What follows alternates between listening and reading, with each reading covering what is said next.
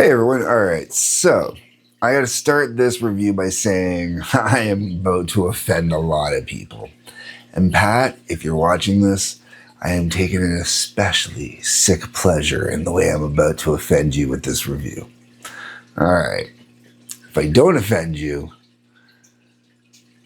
I'm a little disappointed. Alright, moving on. Okay, now, I have to get some pleasantries out of the way here. This is the best of R.E.M. in time, 1988 to 2003. R.E.M. deserves all the credit and all the accolades in the world for all the musicianship that goes into this band, all the musical talent that goes into this band, and the vocals are okay. They're an acquired taste, from my opinion. All right.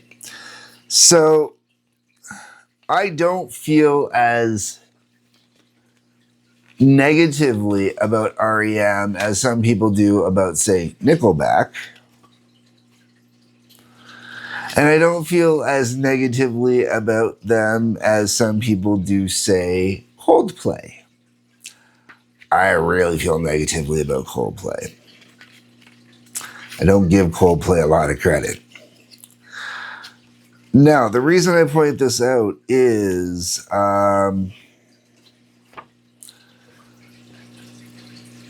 musically, R.E.M. is a little kind of mellow for me, and we're going to come around to this. But it's Michael Stipe's vocals that really kind of do R.E.M. in for me and make it really kind of difficult for me to listen to R.E.M. on a long-term basis. Not like a lot of people are with Geddy Lee with Rush, but it's one of those things that his voice specifically is a bit of a deterrent.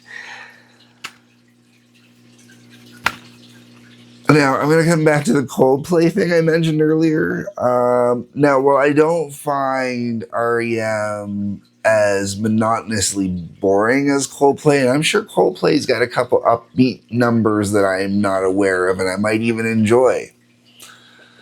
R.E.M. does. R.E.M. definitely has a couple numbers on here, I think, that are fun, little, enjoyable ditties.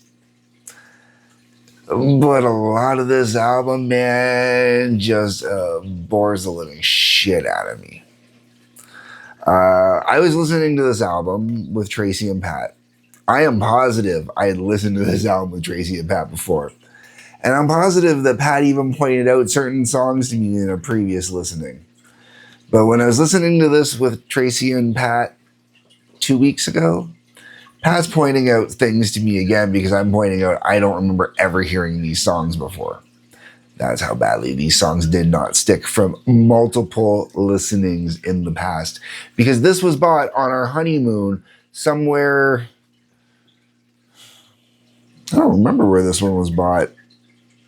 I think this one was bought in Ottawa. The day before the accident. Okay,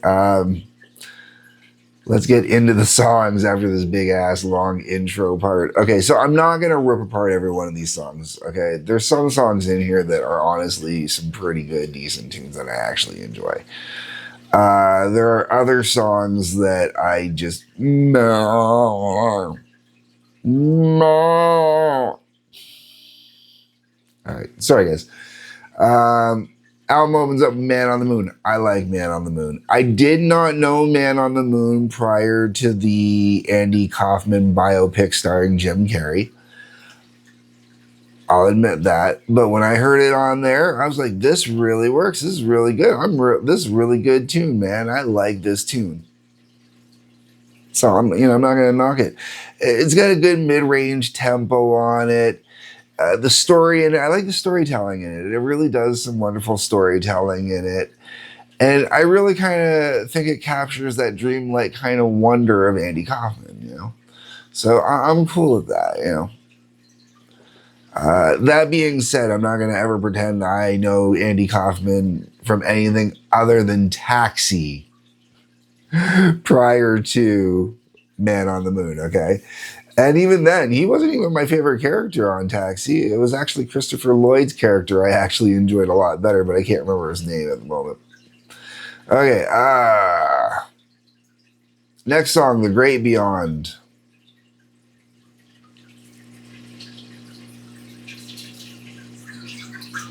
Bad Day. What's the Frequency, Kenneth? This tune, I do enjoy this tune, I really do. But I really think I'd enjoy it more if it was someone else singing it. Oh man, I feel bad because I got nothing against Michael Stipe. I really don't. Uh, he's not a bad vocalist. Just doesn't work for me. The timbre in his voice is part of it. The way he hits his high notes, it's a little grating. I'm gonna come around because this is something that's gonna come back up. Where I'm gonna say how his voice actually works for a song and really actually kind of pushes it for me. So it's not all down. It's just most of the time it doesn't work for me. It comes off too whiny. That's what it is. It always comes off whiny on a lot of these songs, and I think that's why I kind of because All the Way to Reno is the next track up, which doesn't stick in my head at all. Losing My Religion, which does stick in my head, but for the wrong reasons. The music video for this was pure genius. Oh my lord, was it absolute mind-blowingly genius. The song, though, man, drove me absolutely nuts. And it's, once again, it's his voice. I believe it's a mandolin on this one. I love it. I think it sounds great. I love the whole arrangement in it. I think it's really cool. They just, and he has such a great performance too. Michael Stipe has such a great vocal performance on the song. It really is a fantastic performance in the performance itself, like his emotional delivery of it, not the way he sings it. But the emotional presence and delivery really works, it really kind of gets you into it and kind of pulls you in. But, it really is a fantastic song. For me, part of the problem with this song is definitely overplay. The other part is the vocals. Ebo the Letter. So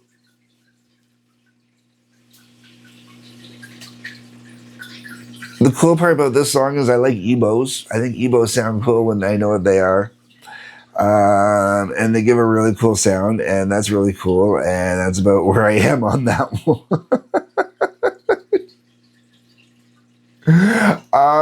I don't mind the tune. It's not bad. It doesn't really stick in my head so much. Orange Crush weirdly did stick in my head. I actually really kind of dug this one. I don't know why. I don't have a good reason. It's not a bad tune. I don't know if it's a good tune, but it's not a bad tune. That's for sure. It's an enjoyable tune. Yeah, it is. It's an enjoyable tune. Imitation of Life. Okay. Day Sleeper. I don't mind Day Sleeper. Day Sleeper is actually kind of enjoyable. Animal was all right. The Sidewinder Sleeps Tonight. Okay. The next one. This is where me and definitely R.E.M. fans differ huge, okay? Because this is the most pop bubblegum BS song on this album, and I love it. Stand in the place that you are down now. Da da da. I don't know the words, and I'm just gonna sing along. Stand in the. Yeah. It's a fun tune, man. It really is, and part of it is Michael's. A good part of it is Michael's delivery. I really like his delivery on this one. I really like the way he totally gets into it and the way he actually sings this one and whatnot. This is the one song on this entire album I will never complain about his voice on, and I think his voice is suited perfect on. I think it is absolutely brilliant and perfect. After that is Electrolyte, which, okay. Oh. Then you got All the Right Friends. No. All right. And then you got the song that basically is the reason I hate REM. Everybody Hurts.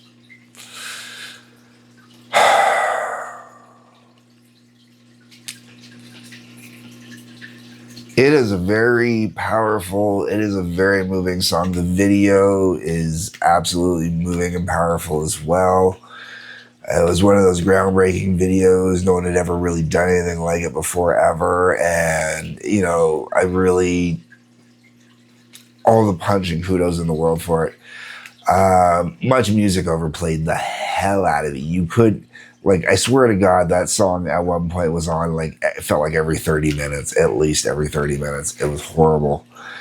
Might have been every hour, but it was on way too often, man, way too often. And it drove me absolutely bat crazy. Now, all these years separated from it, because I went all these years never having to hear anything like that. I still hate Michael Stipe's voice on this. It is completely his voice that I absolutely hate on it. I would love to hear someone else sing it. I would, I don't know who, but I would really love to hear another vocalist on this one. Someone that either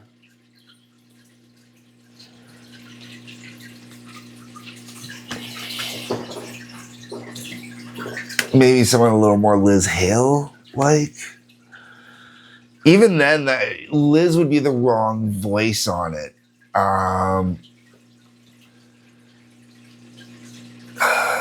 Ann Wilson, maybe. I'd really like to hear Ann Wilson do this one, man. Someone that has, like, if someone's saying this that has true, sorry, but true skill, like true God-given voice. Tina Turner would have been good. You know, there's a few I can think of that would have been fantastic. I'd love to hear on this. On the male side of it, I want to say Bruce Dickinson. Even old man Bruce Dickinson, you know. I don't want to hear someone that screeches or screams or anything like that. Like, Billy Talent is one of those bands that I think would be a good band to kind of cover this, but I don't want to hear that type of vocal on this. I want to hear, like this song, I want to hear someone with some great soulful vocal. Even going outside the realm, Christina Aguilera,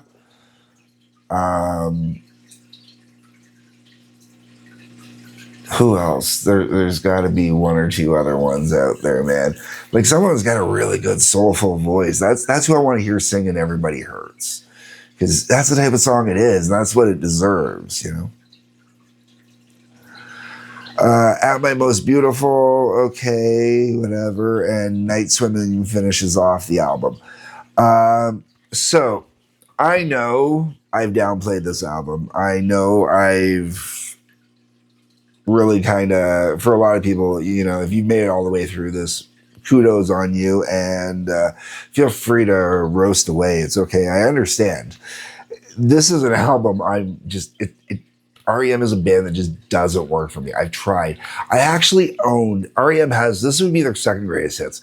There was a greatest hits album before this I got from either BMG or Columbia House back in the 90s. And I think I either sold it or traded it off because I definitely know I no longer own it. And I didn't keep that one because there was only like 2 or 3 songs on the entire thing I actually enjoyed, and most of it just annoyed the crap out of me. I'm more tolerant of this because Tracy likes REM a lot, so she enjoys when it goes on, and that's cool. But you know, oh my God, I'm not an REM fan, man. I'm not. This is why I have a clear understanding when people rip on Geddy Lee's voice, and I say I understand. Because Michael Stipe is my Geddy Lee, I guess.